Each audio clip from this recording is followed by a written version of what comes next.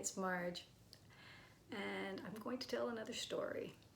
This story is called Ready or Not, and it's about preparing to go to Bolivia on the second half of a program called Canada World Youth, which I joined when I was 19 years old. This was just after the program, where I lived on a subsistence farm in the Bolivian Altiplano. Just near the end of the program, we were doing a lot of lectures to prepare us for our imminent trip. During the whole program, the first 3.5 months, we learned quite a lot about where we were going and how the subsistence farmers in the Bolivian Altiplano lived. So they're living in harsh conditions, cultivating poor soil. We would be so high up in the mountains that there were no mosquitoes or trees. The homes were made of adobe, and they had just the bare essentials, a bed, table, a chair. There was no running water, electricity, of course no central heating.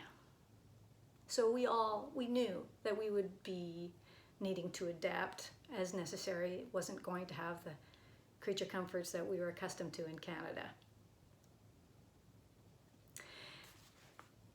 I did feel, however, mostly ready. I was just yearning for a cultural experience, to be immersed in another way of life, something completely different than what I knew.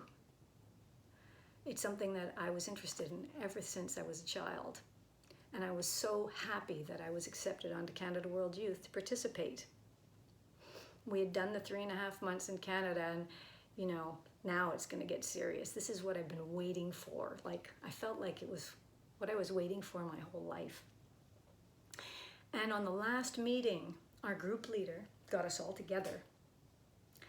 And I remember there's 21 Canadians there and 21 Bolivians, but they're just going home, so no big deal, right? And our group leaders asked us, do you have any concerns at all? And I'm looking around the room and not one hand goes up. I'm thinking, am I the only one? I mean, I feel ready, but there's just this one issue that I'm wondering about, and I'm a bit concerned, to be honest, but I don't really want to reveal my anxiousness.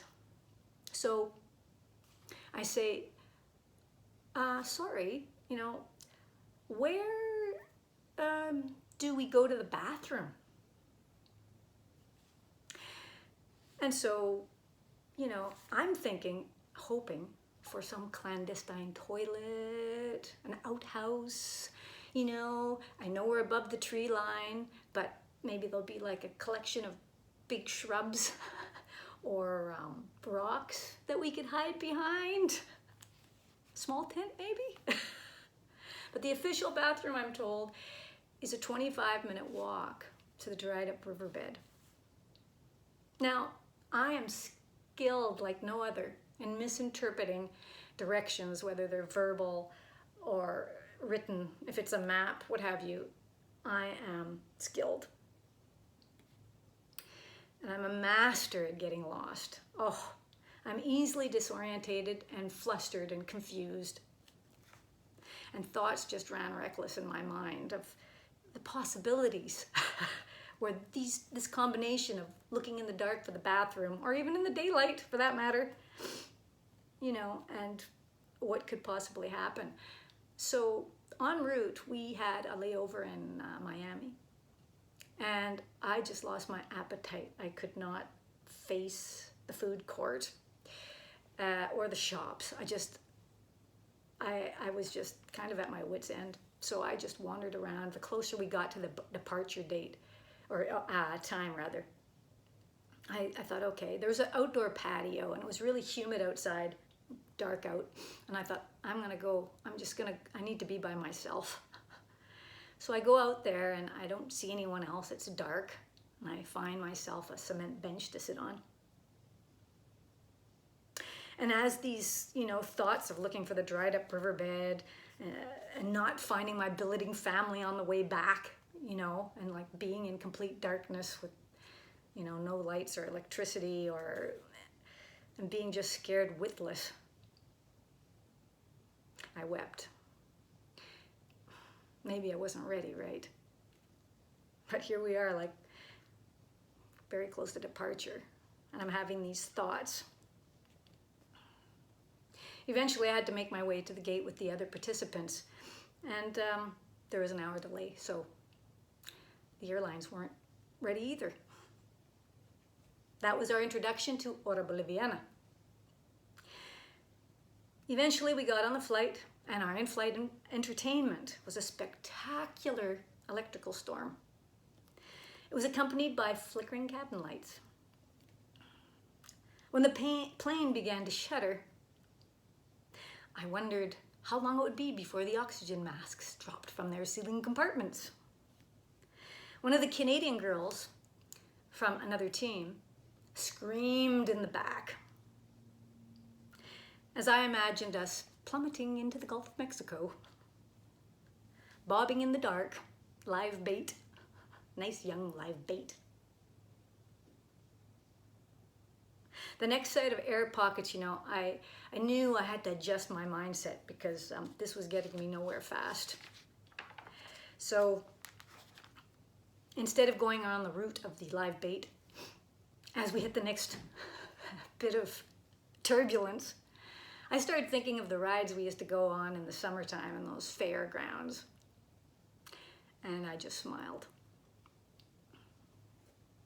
By the time we landed, however, I was exhausted. I forgot totally about the altitude that we were warned about and that we had to adjust to, right? That was until I put my huge pack over on my back, and then it's like, gotta take a few like really big breaths to satisfy the lungs. I was wondering how long I would be able to remain standing with the weight of the pack. Fortunately, our group leader had chartered a bus, an old school bus, and it wasn't long that we were all ushered onto it. As we pulled into, or away from the curb, into traffic, we entered into a multi-layered choreography of El Alto, with other vehicles, stray dogs, even a small flock of sheep. In between cars and on the side of the road were vendors. Some individuals walking. Someone had a wheelbarrow full of fruit. Some of them stayed at the side of the road while others kind of snaked their way through traffic trying to make a sale. There were porters too, with unimaginable sized loads strapped to their backs. It was like a cartoon, like an over-exaggerated amount of cargo on someone's back as they carted it through the streets. Among the chaos and the heavy congestion existed an inspiring vibrancy. It's one I had never experienced before, and it excited me to no end. I just totally felt ready. That's what I needed, you know? That was my antidote to the Miami experience. I was ready for it all. Well, of course, we had to have an adjustment period to get acclimatized and a few more lectures from the program. So there was several days before we headed off to the farm, my counterpart's farm, their family. We really got into the flow of Hora Boliviana and went late. By the time we got to the farm, it was dark out. We had our stuff, our luggage, and ourselves were in the back of a livestock truck. And we bounced through this dormant field as we clung on to the sideboards of the truck, you know, hoping not to be launched into the field or our luggage. We stopped in the middle of a field, got our luggage down, and that's when the group leader pointed it to the distance. The altiplano is just flat, and in the distance there was this really odd-looking building, narrow. It had a hole in it where you'd imagine a door, but there was no door. In front, I noticed a wall that was about waist height. My billeting family had taken the time and cobbled all of the supplies to make me an outhouse, to make me feel welcome.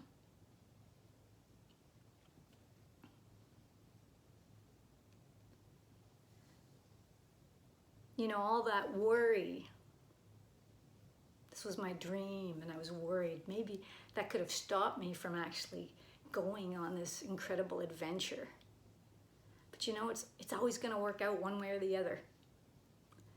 And for me, it was an amazing experience, one that changed my life, to see the generosity of these people that work and live such a difficult life. Yet, you know, a visitor's coming to their home and they want them to feel welcome. So maybe they saved my life making that outhouse, because I did manage to lose it once, or, you know, just, where is it? It's really dark out. However, it's just such a relief and touching that they would do that for me. So that is my story on Ready or Not. I hope it's inspired you, if you have a dream, to follow it and not to let your fear kill your dream. Thank you.